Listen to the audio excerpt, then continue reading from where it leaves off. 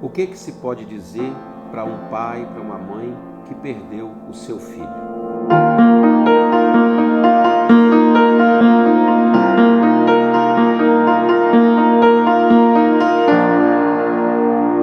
Caminho do coração.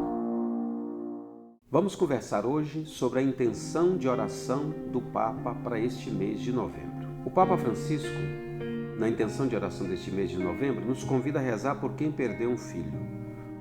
O que poderíamos dizer a uma pessoa que perde um filho? Como consolar uma pessoa dessa? Muitas vezes nós pensamos que não há palavra. E o próprio Papa nos recorda no vídeo que nós vamos ver daqui a pouco, que um filho que perde um pai é órfão ou órfã. Há uma palavra para dizer isso, mas um pai que perde um filho, uma mãe que perde um filho, não há palavra. É uma dor tão grande que não há palavra para dizer.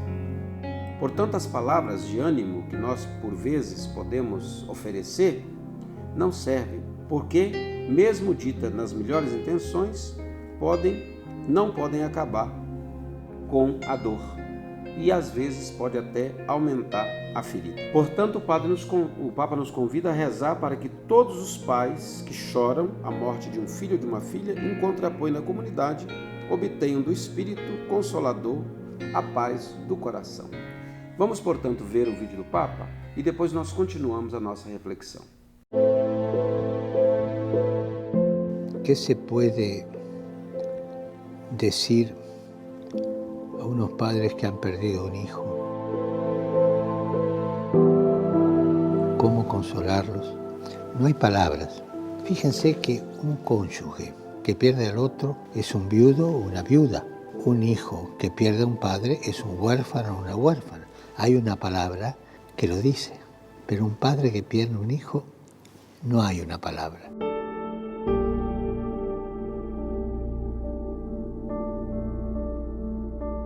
Es tan grande el dolor que no hay una palabra.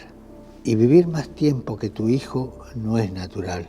El dolor que causa su pérdida especialmente es intenso.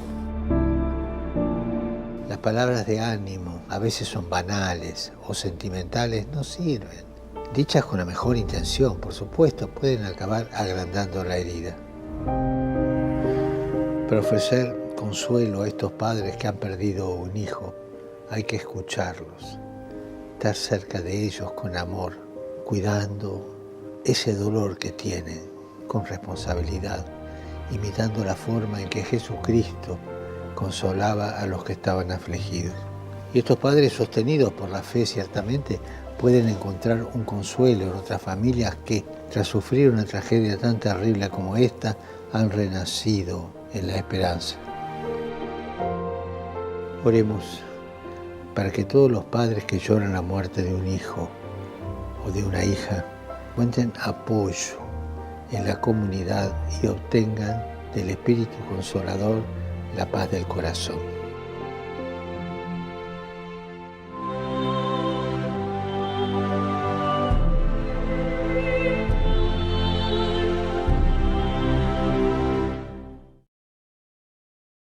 Acabamos de ver o vídeo do Papa, que trata desse assunto, tão trágico, que é um pai, uma mãe que perde um filho, às vezes inesperadamente, e o Papa então nos convida a oferecer conforto a estes pais que perderam um filho, ouvindo-os, estar próximo deles com amor, cuidar dessa dor que sentem com responsabilidade, imitando a forma como Jesus consolava os que estavam aflitos. Nós sabemos que não há palavra para consolar a dor de uma pessoa que perde inesperadamente um filho.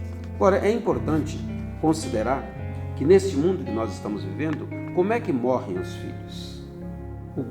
Quais são as situações? Nós temos situações de saúde, doenças, enfermidades mesmo, mas nós temos situações dos filhos que às vezes entram no mundo da marginalidade e que morrem, entram no mundo da promiscuidade e morrem, entram também no mundo da dependência química e morrem. E muitos também jovens hoje são sequestrados para o tráfico de órgãos, nós sabemos disso. Então são várias situações que muitas vezes leva o menino, a menina, o jovem, a jovem, a ou botar fim à sua vida ou morrer antes da hora. Podemos nos perguntar e considerar como tratar a dor de uma mãe que se depara com o corpo morto do seu filho. Imaginemos a dor de Nossa Senhora. Não podemos esquecer que para a realidade da época de Jesus, Jesus era ainda considerado um jovem. E, portanto, Maria contempla esse corpo morto de Jesus. É o que às vezes muitas mães e pais também experimentam. A dor da mãe ao deparar-se com a lembrança do filho que morreu, a dor da lembrança da filha que morreu. Tantas situações trágicas nós temos contemplado ultimamente no Brasil, essa questão do feminicídio hoje no Brasil, que mata também tantos jovens, tira a vida de tantas jovens antes da hora. A mãe permanece com essa dor no coração, o pai permanece com a dor no coração. Podemos imaginar também a dificuldade muitas vezes do relacionamento do casal após a morte do filho ou da filha. Muitas vezes um, querendo ou não, acaba culpabilizando o outro pela morte. O sentimento de culpa que experimentam os pais, os avós, a pergunta de sempre, onde foi que eu falhei? Onde foi que eu errei? Por que não cuidei melhor? Então, são situações que nós devemos sempre considerar quando pensamos, quando rezamos, quando, como nos pede o Papa nesse mês, ajudar as pessoas a encontrar sentido também nas suas vidas para poder superar esse momento.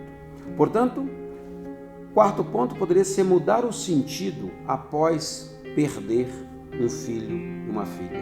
E às vezes nessa mudança de sentido, as pessoas também caem numa depressão, às vezes se isolam, às vezes passam a ser intolerantes frente à felicidade dos outros.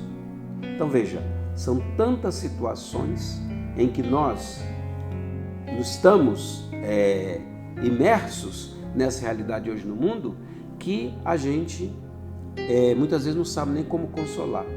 Imagine a quantidade de jovens, homens e jovens que estão morrendo nas guerras neste momento, nas guerras de diversos tipos. São soldados aqueles que estão morrendo em Israel e em Palestina, são soldados aqueles que morrem no confronto da Ucrânia com a Rússia, são soldados que estão morrendo, são jovens soldados que estão morrendo em vários lugares da África também.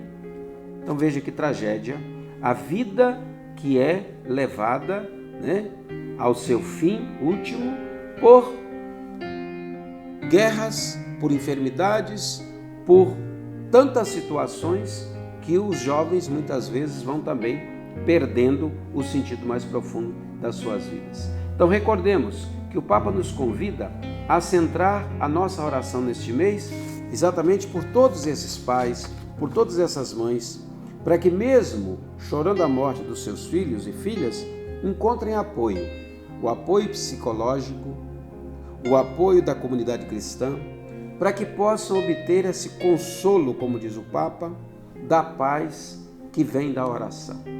Ajudar as pessoas. Nós sabemos que um jesuíta criou na Colômbia um grupo chamado Escolas de Perdão e Reconciliação. Espere se chama. Exatamente para quê? Para que pais e mães que viram seus filhos sendo mortos pelas guerrilhas na Colômbia não revidassem ódio com ódio. Por isso, o perdão e a reconciliação.